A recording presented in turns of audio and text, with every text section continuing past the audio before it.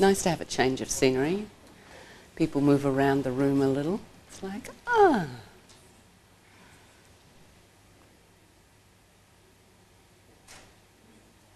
Please stand up for a moment.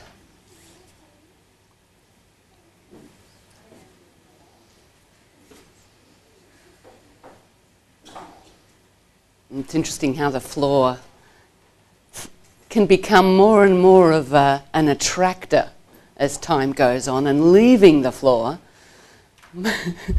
challenging. So take a moment, observe yourself in standing. Your sense of your feet supporting you, the organisation of your legs, whether your knees are straight or bent a little, and how your pelvis is being carried above your legs. What sense you have of the shape of your torso, front to back, side to side.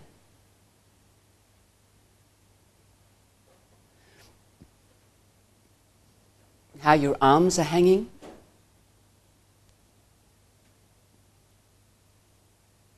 How your head is carried on top of your spine.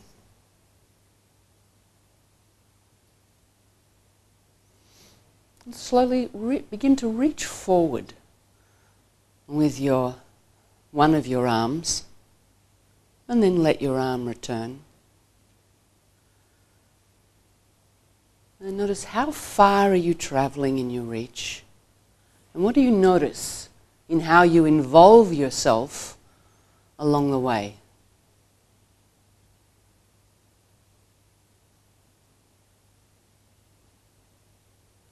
What's happening through yourself? Where do you observe the sensations of movement or changing relationships of different parts of yourself?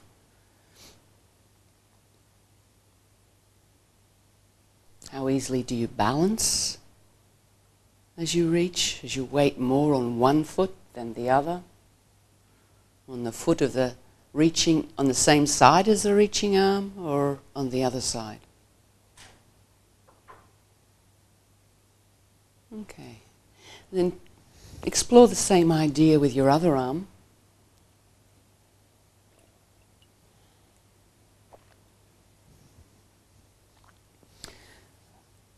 And do you attend to the same places, or is your attention drawn to different places on this side?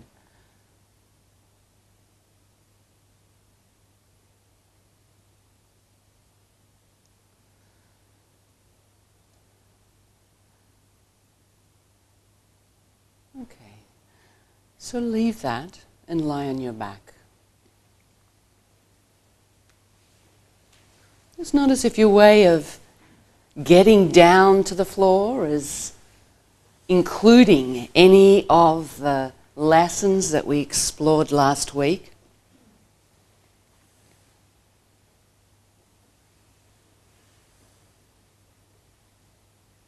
And take a moment to notice how you lie this morning.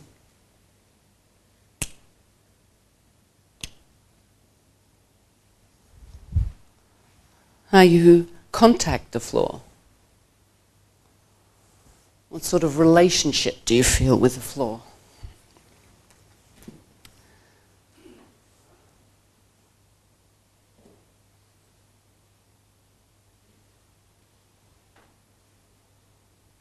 Gently roll your head a little to the right and a little to the left.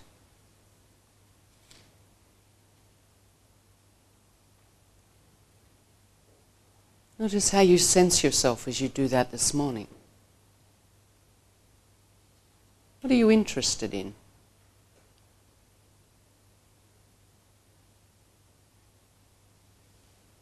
I mean, we can roll our head and think about the conversation we've just had. We can roll our head in order to notice the quality of our rolling this morning, how you organize yourself to roll your head.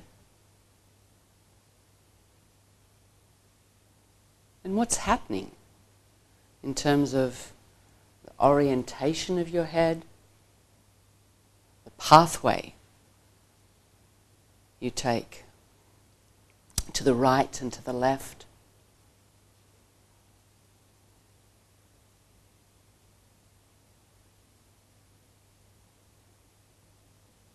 Let your head pause.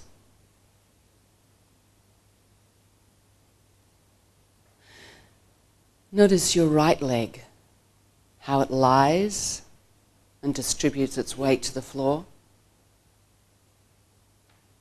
And your left leg.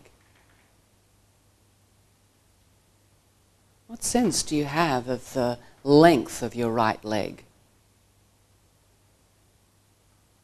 The length of your left leg?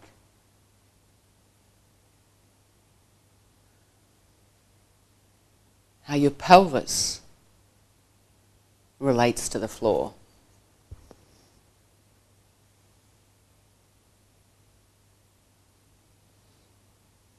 You feel more weight on one side than the other.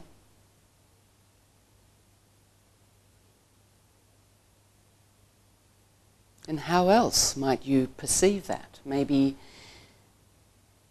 think about the shape of the contact you make with your right buttock and your left buttock. Does it have the same location on the back of your pelvis, on the right side and the left side? And do you sense your weight being, or the pressure being closer towards your tailbone or higher up towards your waist?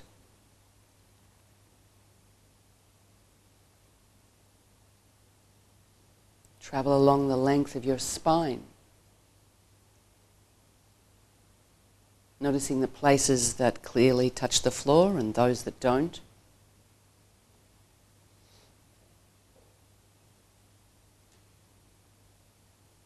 And which space is bigger, if there are spaces? The space and underneath your neck, or the space underneath your lower back?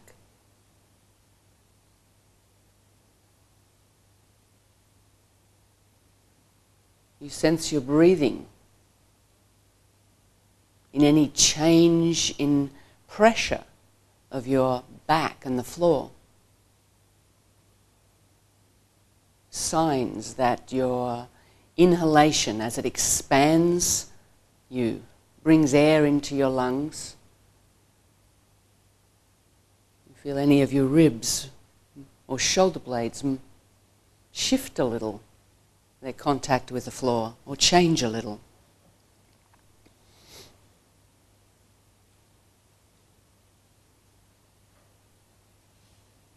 Notice how your arms are lying. Your right arm, your left arm. The orientation of your palms. Are your arms organized so your hands are palm down, or palm up, or somewhere on the side? Maybe you're organized a little differently in your position of your hands on the right and the left. The shape of your fingers, or the amount of contact between your left hand and your right hand.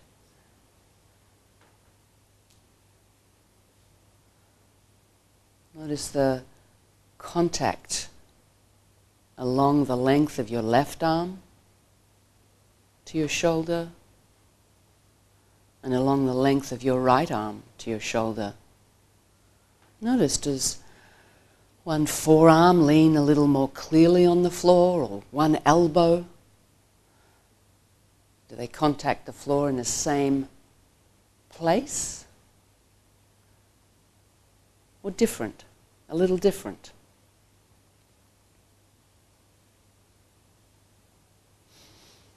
And bring your attention to how your shoulders relate to the floor.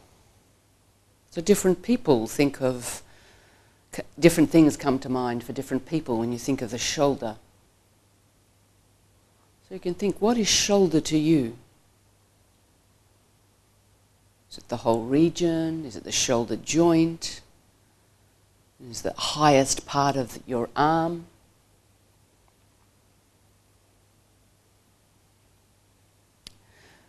And then bring your attention to your shoulder blades on the right side and the left side. Can you notice how they relate to the floor? How they lie relative to your spine?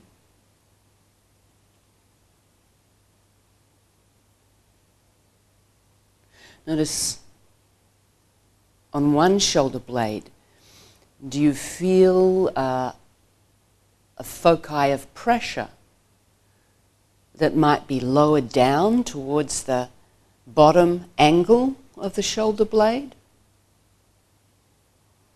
Or is it higher, more towards the top of your shoulder blade, base of your neck? And where is that pressure compared to the line of your spine? How far away is it from the line of your spine? Is it very close on one side and further on the other? Or higher up on one side compared to the other?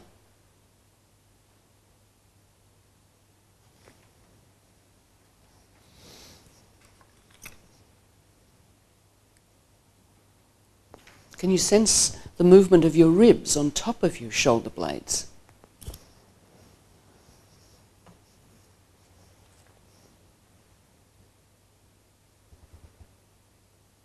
So some of these things I draw your attention to will be easier for you to notice, and others less so. But by directing your attention and asking yourself these questions, it starts to shift the functioning of your nervous system. And it also gives you the opportunity to notice what you notice now as clearly as you can, so that when you come back during the lesson, at the end of the lesson, you can observe whether there's been any shift in your organization or any change in the way you relate to the floor.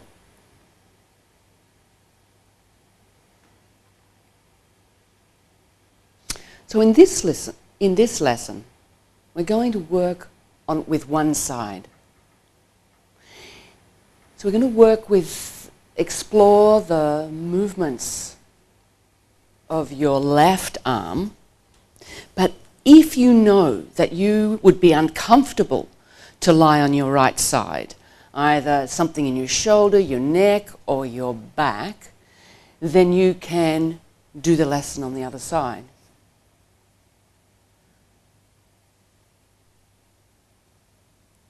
So please roll over now and lie on your right side. And you can either organize yourself so that your head lies on your right arm. I'll have to... Or you can get some supports for your head. So you're choosing intentionally to lie on that side, Anka? Yeah, okay.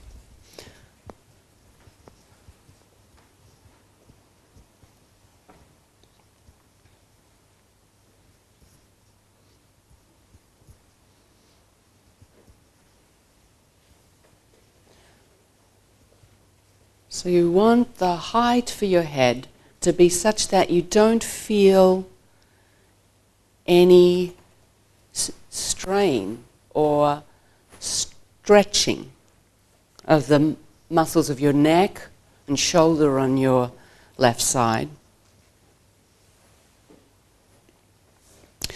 Bend your legs so that you've got a right angle at your hips, a right angle at your knees.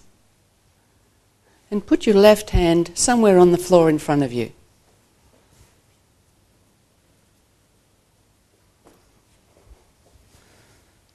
So you need a little more under your head. Notice where you've chosen to put your left arm, left hand. Don't change it, just notice.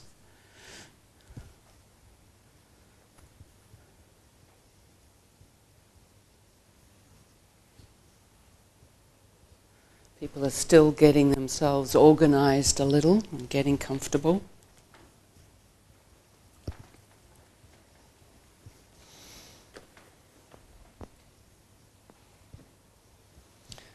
Wherever you've chosen to put your left hand on the floor in front of you or on top of your right arm somehow, leave it there.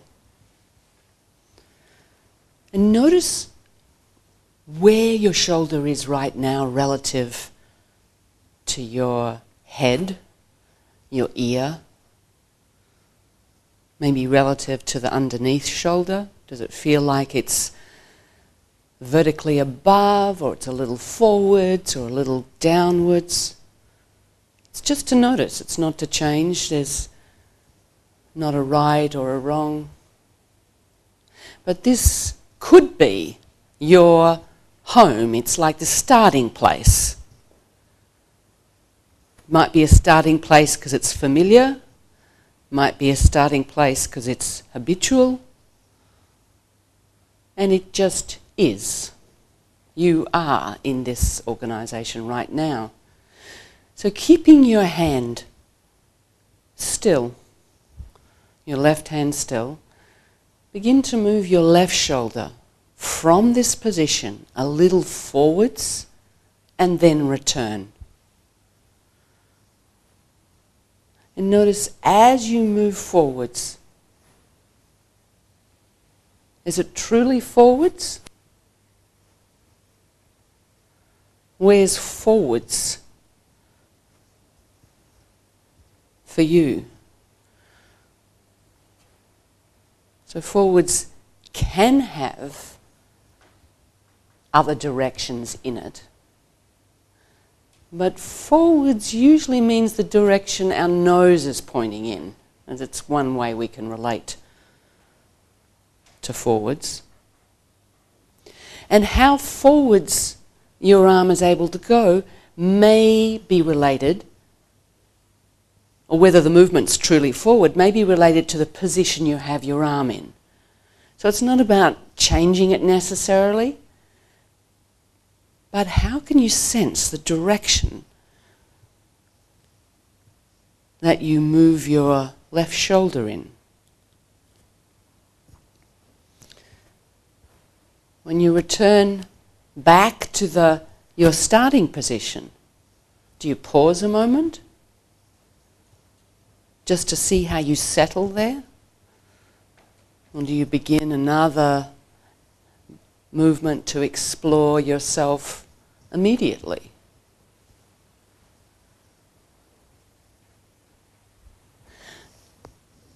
So now organize yourself and put your left hand on the floor in front of you, so your arm is long and your palm will be on the floor, somewhere in front of your chest.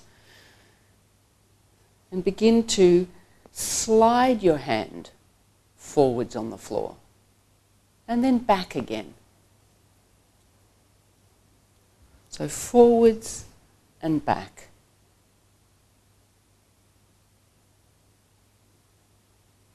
And notice what parts of yourself are involved in sliding your hand forwards.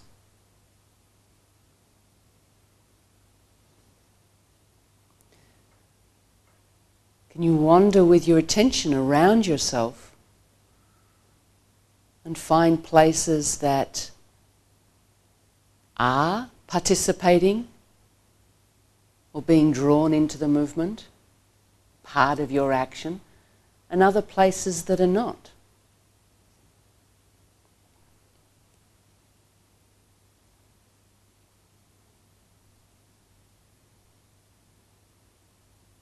How far down the length of your spine can you sense movement?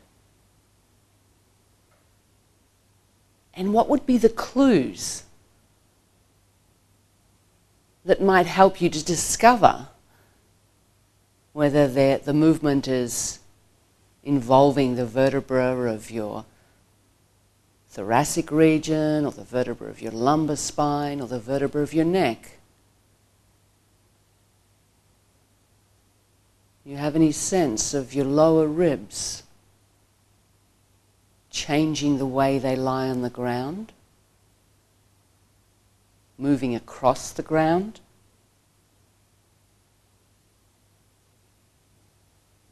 Of any change in pressure on the right side of your head?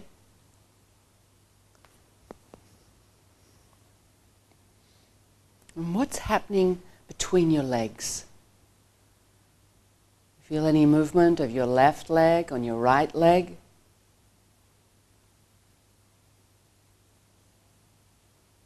Sense any movement in your left hip joint?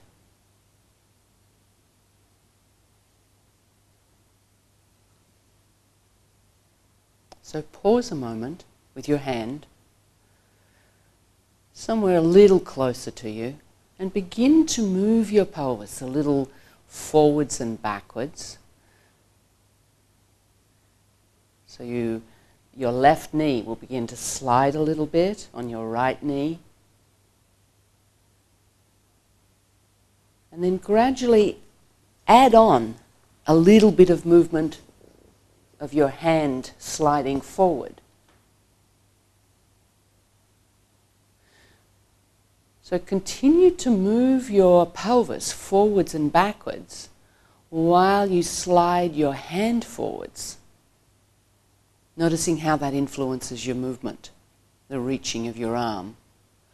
When your pelvis starts to move a little backwards, you feel that pull your arm, stop the movement of your arm forwards.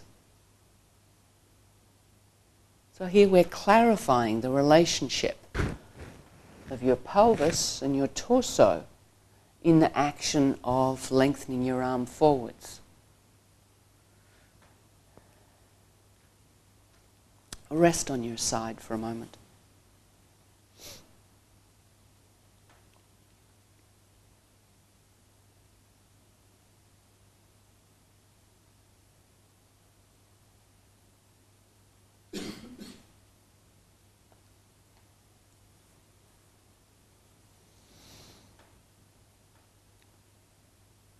Come back to sliding your left hand on the floor in front of you, forward. Maybe you're beginning to notice that to reach forward easily, your pelvis has something to do with that movement.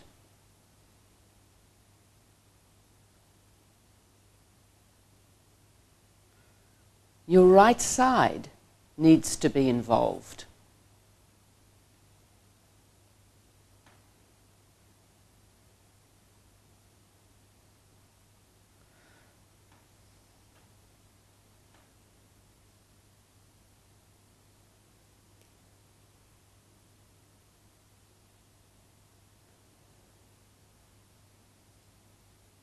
Are you changing the orientation of your pelvis as you slide your arm forwards? What would that mean? So the left side of your pelvis is moving forwards relative to the floor and yourself. Your pelvis is turning a little bit. But is there any tilting? So think of your anus. And while you slide your left hand forwards on the floor, can you take your anus backwards? And does thinking of taking your anus backwards, does that stop your pelvis from moving forwards? Or can they combine together, coordinate, have some sort of congruency in your movement?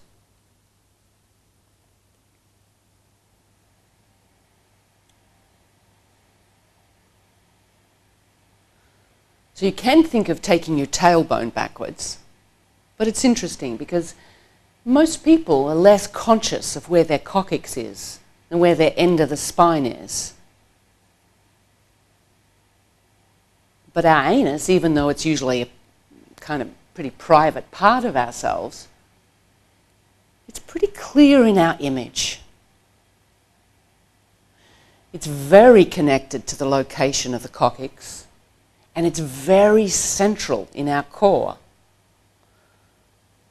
So thinking of taking your anus backwards can often evoke the movements through the center of yourself, along the axis of your spine, in a way that simply saying take your coccyx backwards or tailbone backwards doesn't.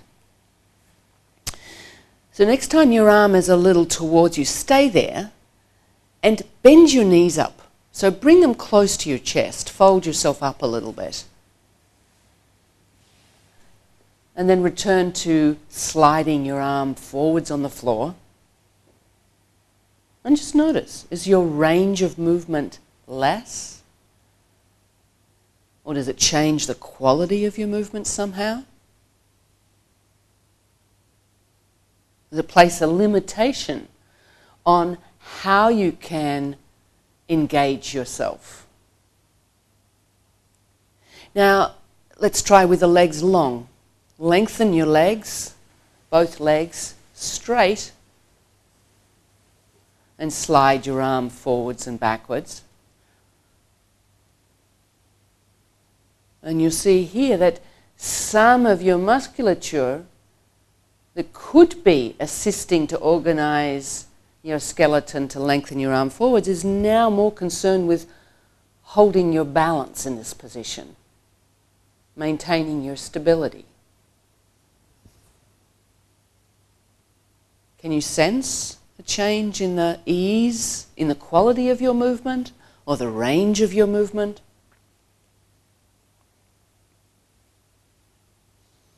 Okay, then bend your legs back up comfortably, hips, knees at a right angle, and slide your arm forwards and backwards on the floor again. Can you move your left hand arm forwards and the left side of your pelvis backwards?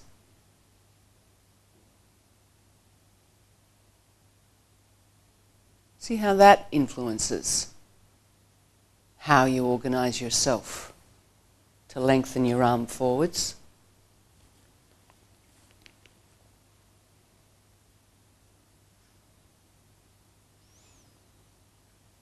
Now let your arm go forwards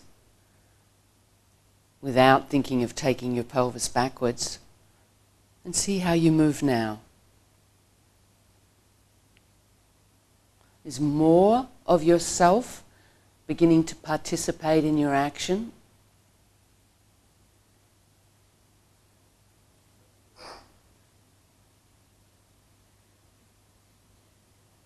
So our hand can reach further forward, provided all of ourself can do and engage in what is anatomically possible. But often we don't use ourself in that way, or to that extent, or with that variation. So we forget, lose the ability to free the clavicle and the shoulder blade, to move the ribs, each according to its way, each vertebra, the hip joints, the pelvis. Is your head beginning to cooperate a little bit now? Okay. Return your left hand to where you began, how you had it in the beginning, the position of the arm, and move your shoulder a little forwards and return several times. Notice what that's like now. Is there a difference in what forwards is? Or how you move yourself forwards? And then leave that and roll over and rest on your back.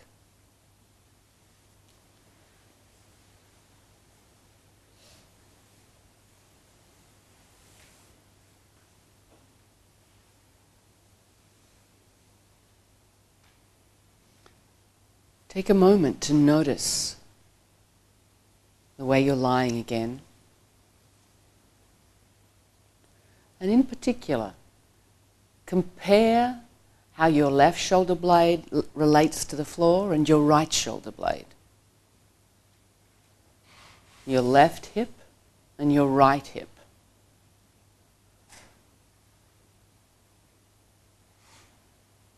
The length of your left side, the length of your right side. And that could be between your shoulder and your hip, or it could be between your shoulder and your heel.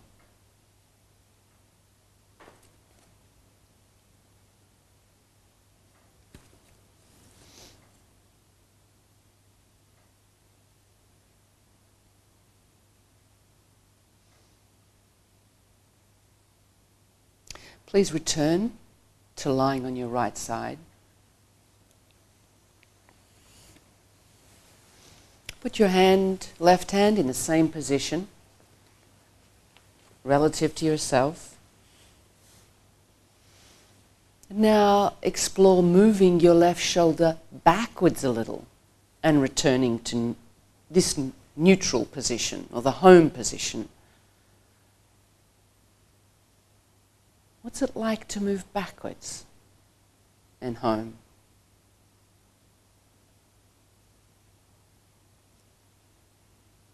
To feel different, easier, or harder than going forwards?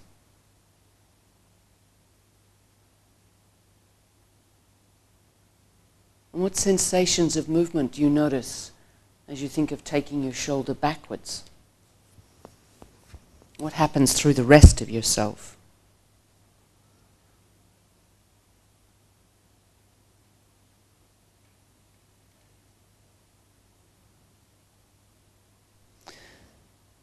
Pause and bring your left hand toward the floor behind you. So put it on the floor, your fingers or hand on the floor if it's comfortable to do so. Fingertips, perhaps, or whatever part of your hand you're able to find the floor with. Begin to move your shoulder backwards again. And as you do that, take your hand backwards. So you slide your hand away from you. And then return.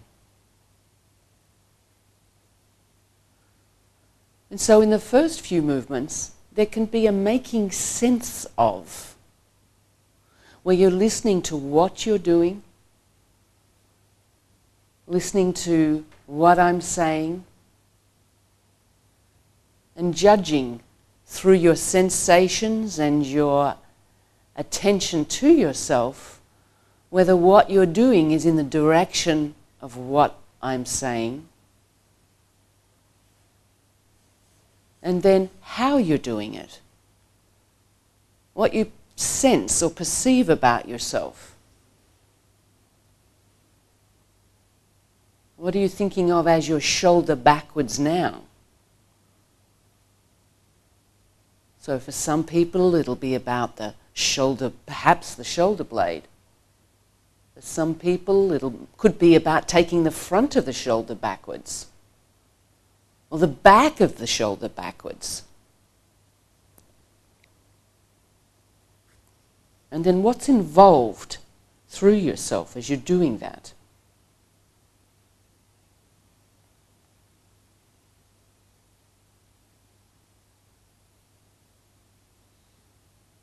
Bring your hand back in front and rest a moment.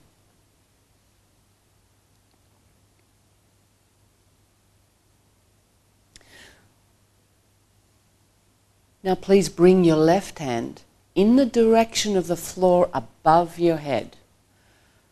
So somewhere as much as is comfortable for you, on the floor above your head. And like this, begin to slide your hand backwards. And then come back to where you're starting from.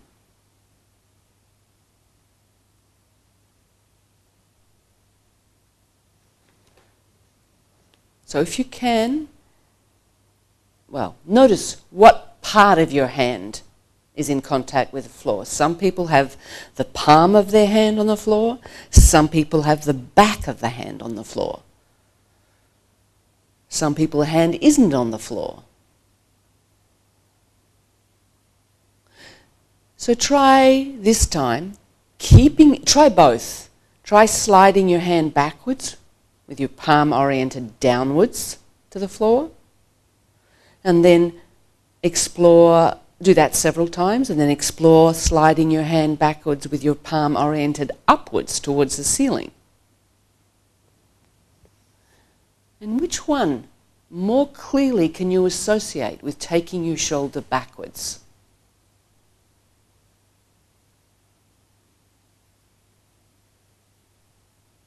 Whichever way you have your hand, leave your hand above your head, keep your hand still, and move your shoulder, your left shoulder backwards. So not your hand now, your left shoulder backwards. Do you have any sense of your shoulder blade beginning to slide over your ribs in the direction of your spine, coming closer to your spine? And maybe closer to the floor behind you at the same time.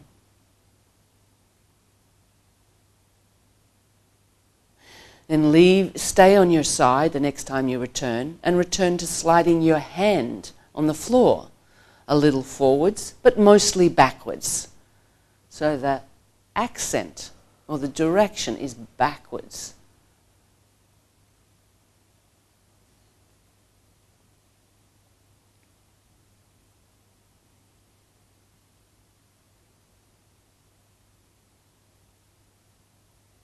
And then bring your arm down and return to the position you had it in on the floor in front of you, or on your side if it was on the side. See what it's like to move your shoulder backwards now. Is anything a little clearer? Stand out a little? Does movement feel a little larger perhaps?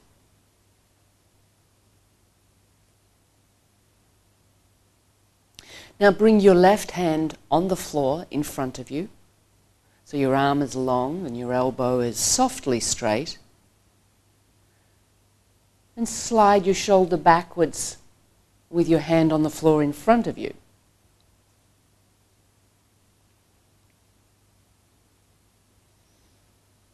So the emphasis now is on moving your shoulder backwards. And to move your shoulder backwards, notice if you feel your shoulder blade sliding on your spine, your clavicle moving at the front to assist your shoulder blade to go backwards.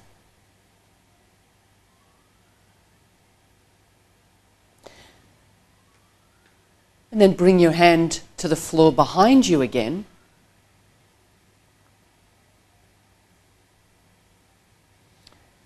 And move your shoulder backwards as you slide your hand away from yourself and then back again. And just notice if you can observe that you're moving yourself more as a whole, that your shoulder is moving as part of the whole of you. So that your pelvis is responding to the movement, your spine is included, your head is included.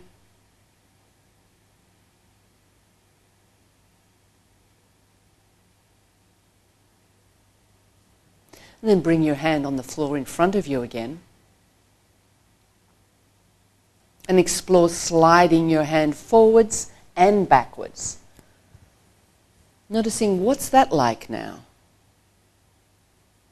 Does it feel easier or lighter or harder? Do you go further or less far?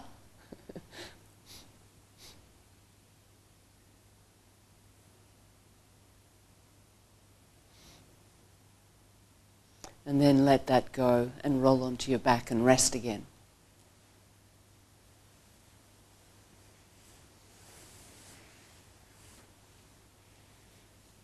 And when you're on your back, you can slide out those supports from behind your head.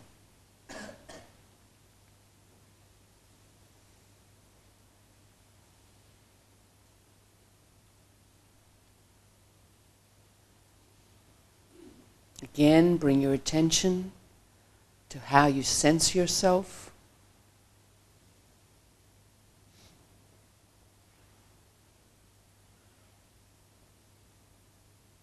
Your left side, your left arm,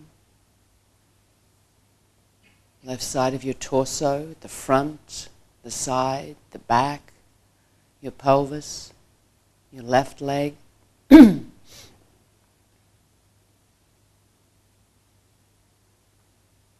And your right side.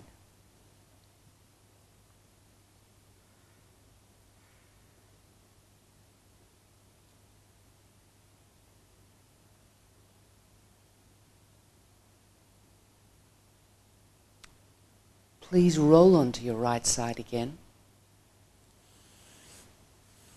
Notice, how are you rolling?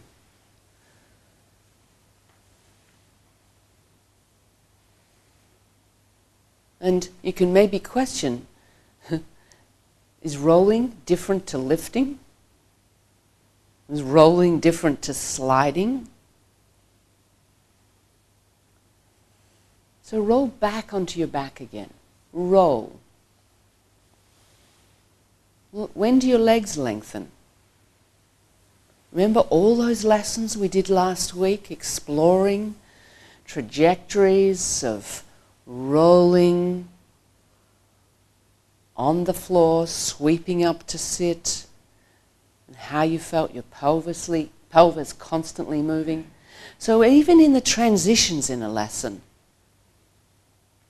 maybe you can question, am I doing more than is necessary? Is there an easier way? Both in the variations from the lesson, but also the transitions.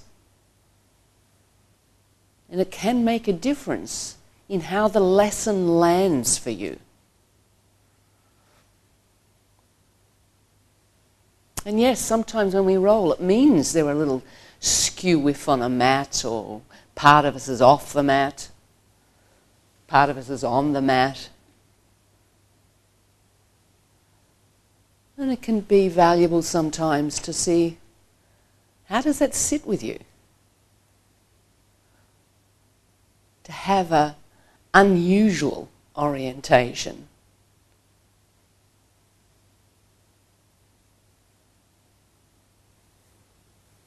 Please roll back onto your right side. Did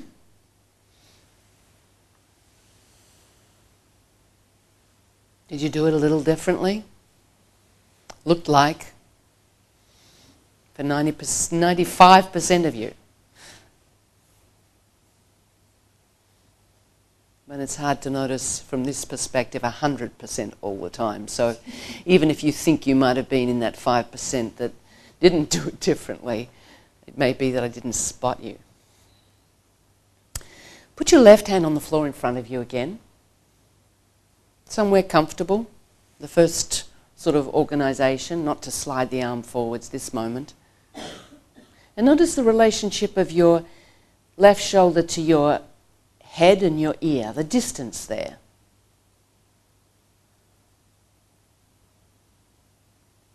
Can you move your left shoulder in the direction of your ear and then return to the neutral position, the home?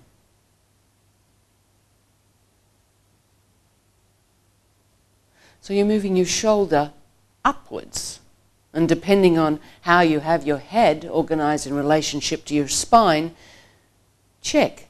Are you moving your shoulder upwards relative to the vertical line of the spine, Or is it going upwards and forwards a little bit? Or upwards and backwards a little bit? What's the quality of your upwards movement like?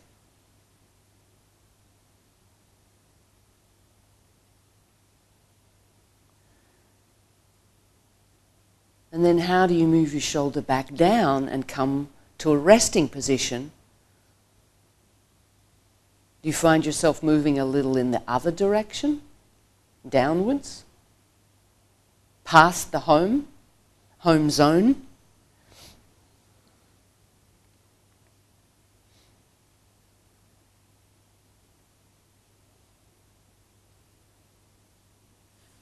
And pause.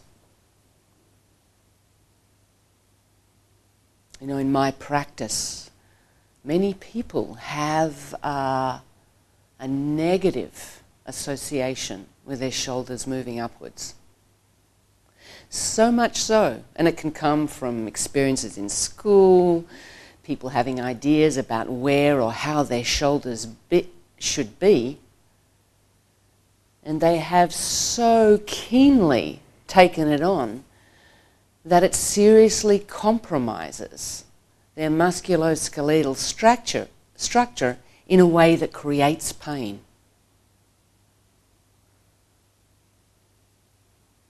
So you can notice, do you have ideas about where's the right place for your shoulder to be? And are you able to explore and question? Please put the palm of your left hand on the floor, somewhere above your head.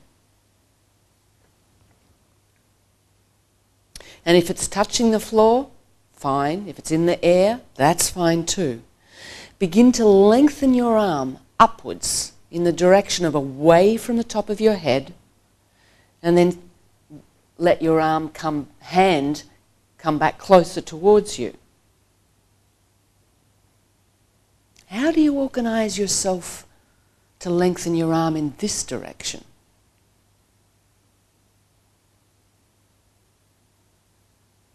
Moshe often uses the image of, where do you feel a limitation? Or where's the place, if you could take a knife and cut somewhere that would allow freedom in your movement, where would it be?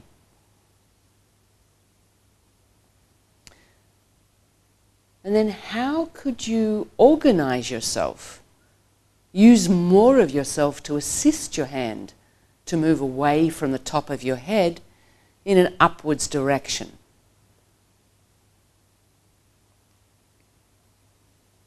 What do you feel? Your legs stay bent for this moment.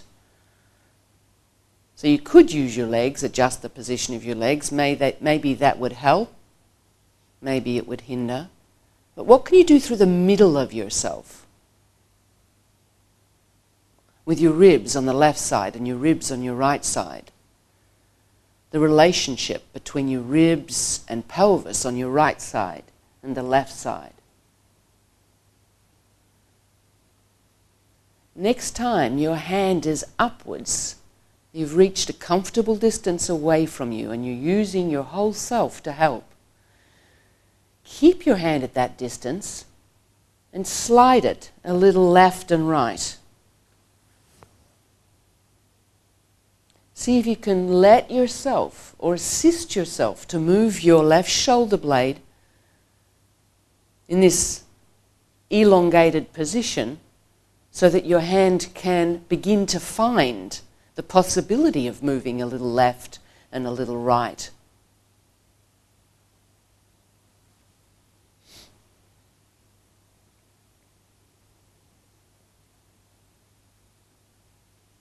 And then leave that and bring your left hand back to the floor in front of you. And move your shoulder upwards again and back. Find out, what does it mean to move your shoulder upwards now? Quality of the movement changed at all? Is it smoother? Or is it jerkier? Is it more continuous?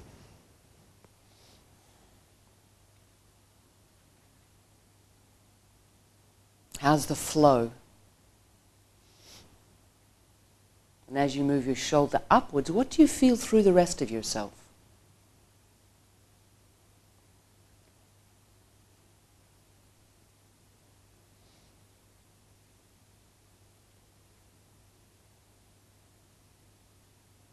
As you do that, could you lift your head? As you move your shoulder upwards, could you lift your head to meet your shoulder? And then lower your head and return your shoulder to home again?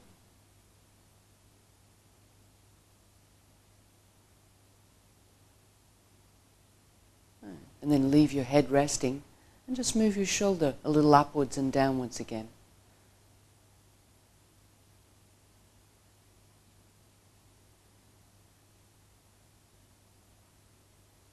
And then leave it, roll over onto your back and rest.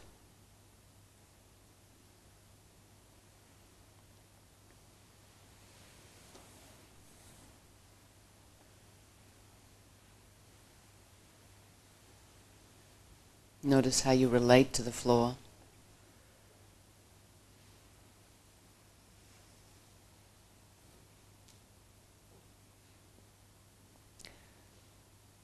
So I once had a client, she was lovely, energetic, 85-year-old woman who really liked to stay active, liked to help others. She liked to do things, knit things for other people. And she came to my practice because she'd started to be troubled with headaches for the last 5 years. And the doctor had actually referred her to me and thought traditional physio hadn't helped, so maybe Feldenkrais might make a difference. And in the lessons, she only had, I think she had 3 lessons. And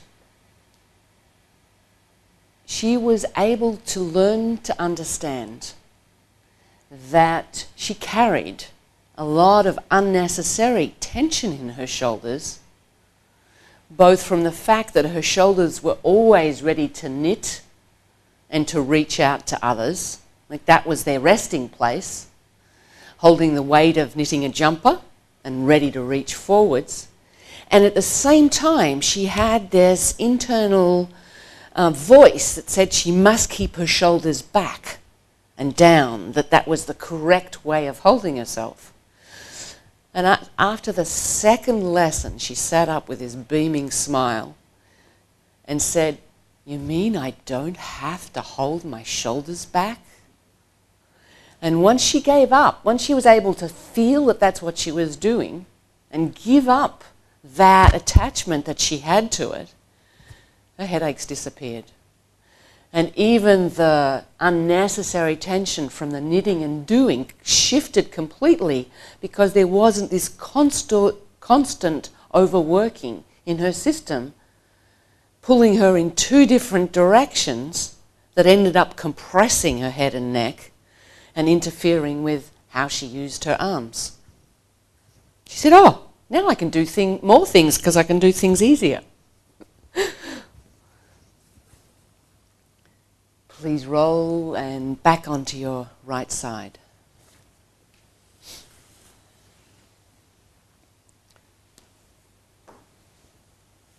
Place your left hand, so have your hips and knees bent up to a right angle.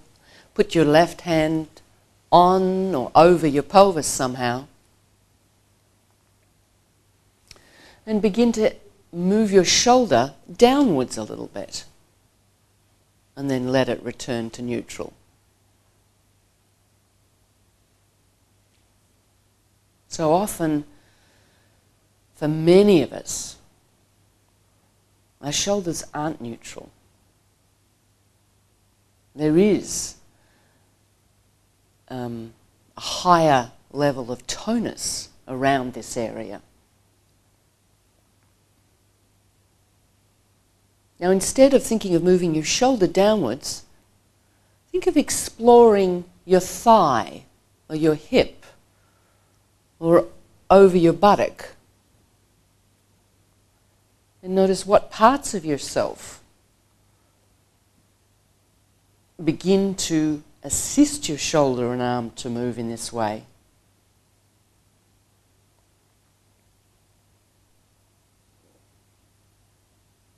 So notice, when do you pause and when do you move? So some people pause at the end of the movement, the end of the range, the end of the exploration. And other people pause when they come home, when they come back. Maybe you want to try that on. See how that feels. The opposite, if you recognize yourself in one of those possibilities.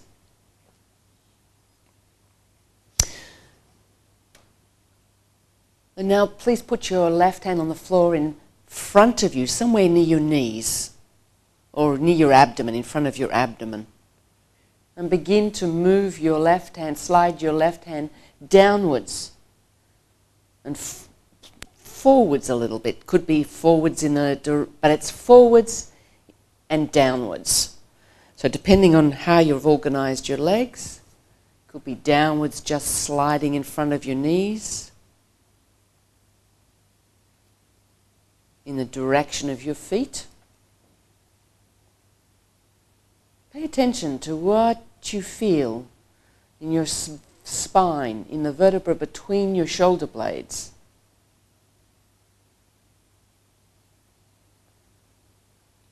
The movement of your shoulder blade over your ribs. Movement of the ribs on your right side on the floor.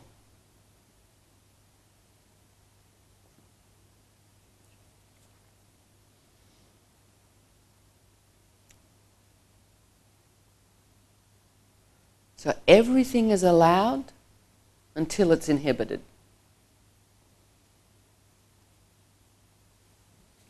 Yeah.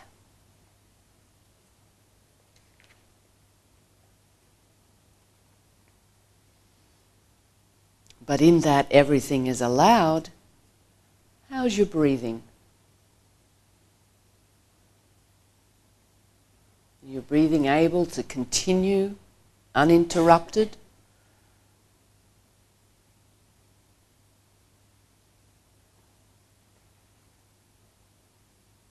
Now put your hand on the floor behind you, somewhere near your lower back or your buttocks, and begin to move your hand downward in this direction. So downward being in the direction, if your line of your spine was to continue, downwards is in the direction of your feet or the end of your mat.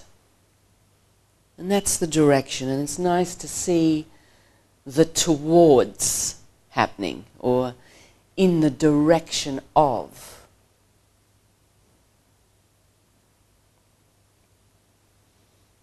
Does it make a difference if you allow your head to roll? Which way would make it easier? Rolling your head so your back of your head comes closer to the floor and your nose turns towards the ceiling, or rolling your head the other way?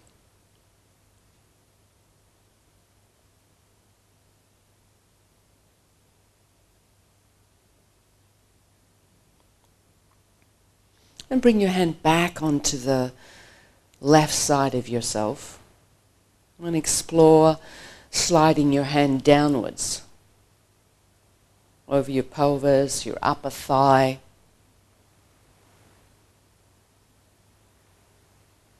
Do you feel a movement in the right side of your neck, in your right shoulder? What about the ribs in your left armpit, your middle ribs? Your lower ribs, your sternum. Does that know anything about your arm sliding in this direction?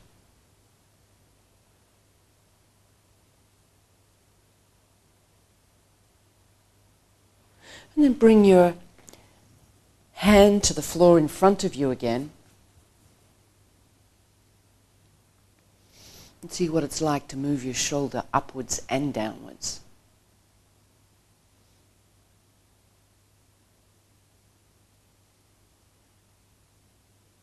Is there anything that's a little clearer about this direction, these directions now?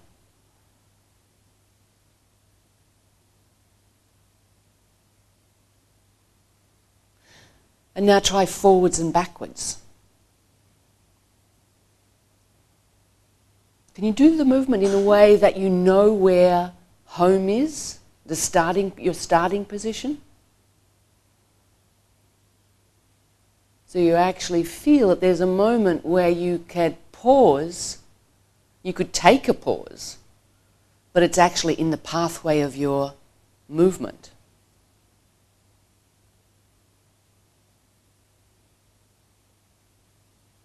So now we've got two directions, forwards and backwards, pathway between them, and upwards and downwards, 4 directions, depending on how you look at it.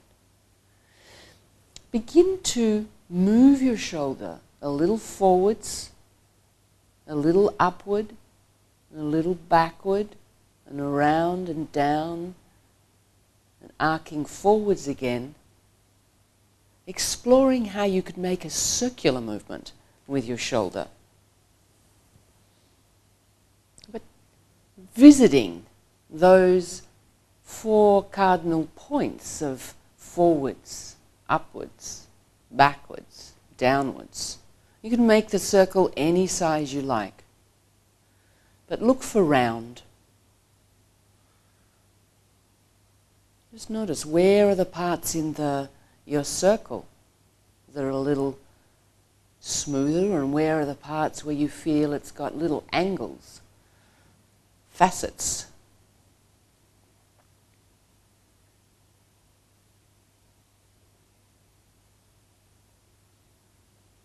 Pause a moment.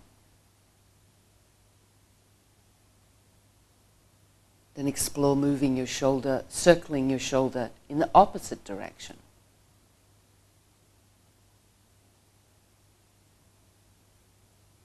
Forwards, downwards and around.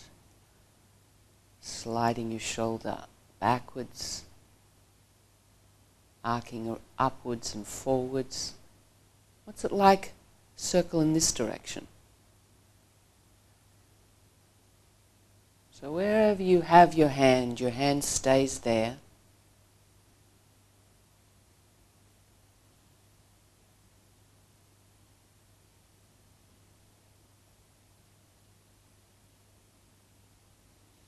Pause.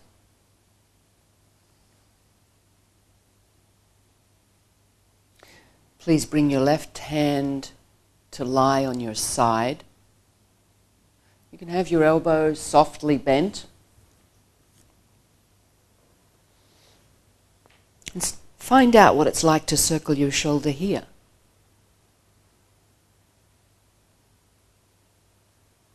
You may feel your hand or your elbow bending and hand sliding, your elbow bending and unbending a little. Every position of the arm changes the relative weight and how the possibilities for movement in that configuration, as well as your personal preferences and biases. Change directions if you haven't already.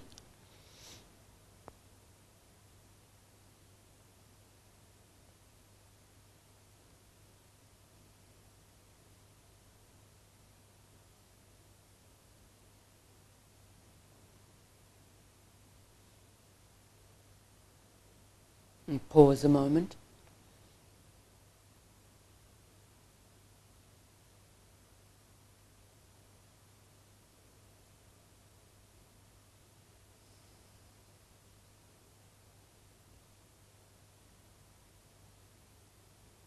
Please bring your left hand to the floor behind you somewhere. Leave your hand resting on the floor somewhere where you can comfortably. And try out moving your shoulder in a circular fashion here. It's probably non-habitual. And maybe you need to make it comfortable, make your size of your circle a little smaller. Can you know clearly when you're going forwards, when you're going upwards, when you're going backwards, and when you're going downwards? And when you're in between?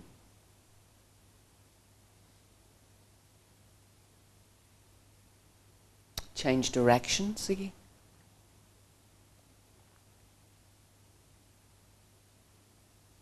So maybe in one of these configurations, it's easier for you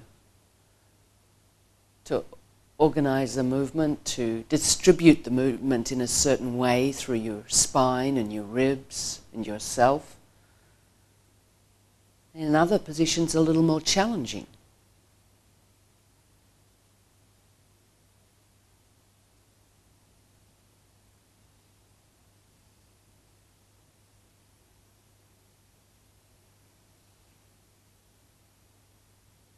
Bring your hand to the floor in front of you.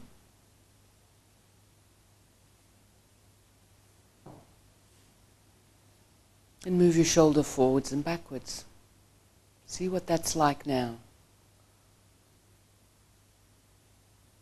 A different movement? A different you moving?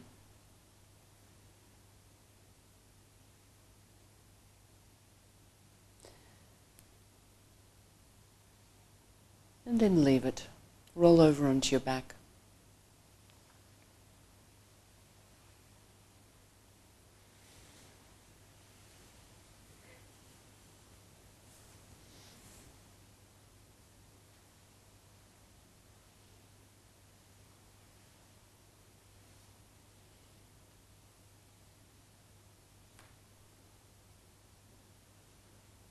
What draws your attention now?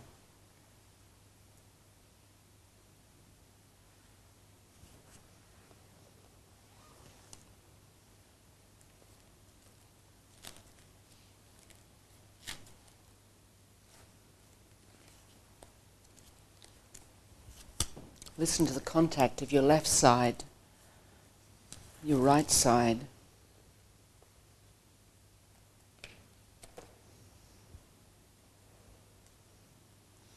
The length of your left leg, your right leg, your left arm, your right arm.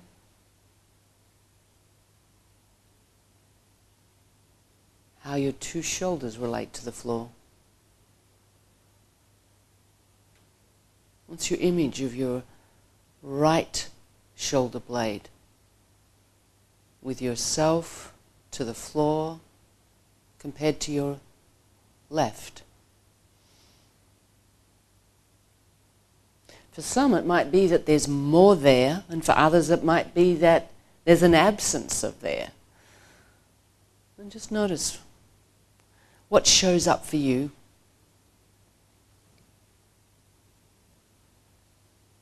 Roll your head a little to the right and to the left.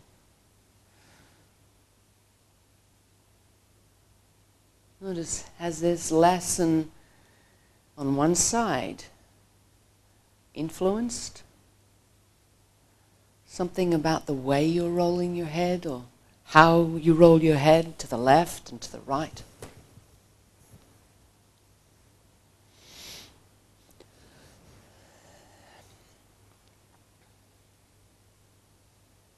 And leave that.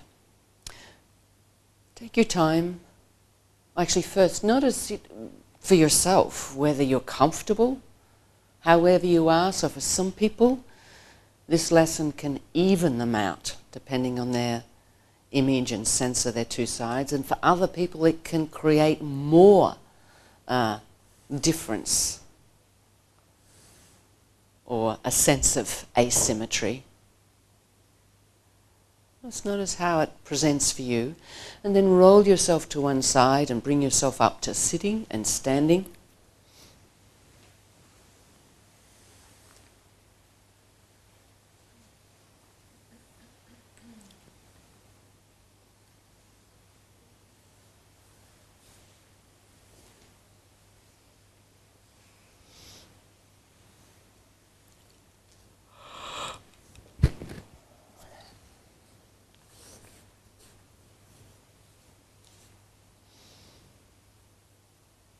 And now that you're in a different orientation, what shows up here?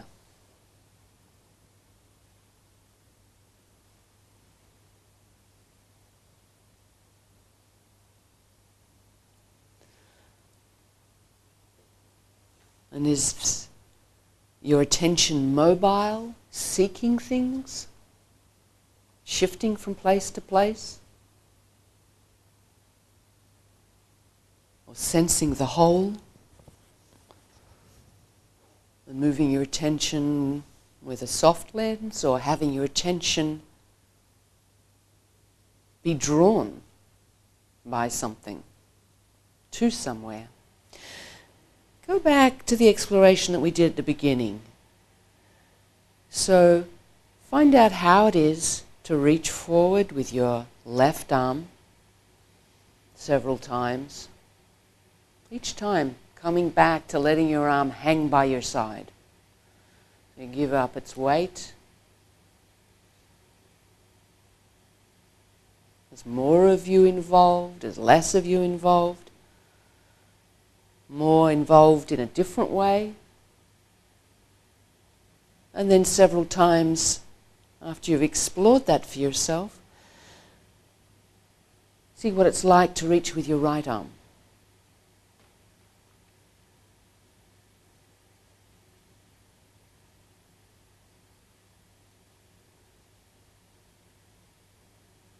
How do you experience reaching with your right side?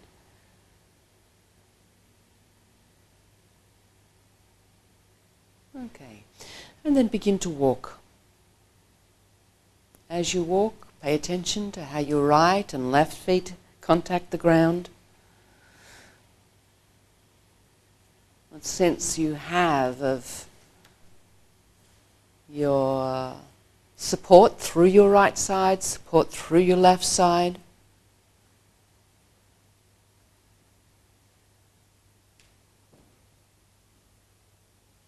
And we'll take just a 5-minute break and come back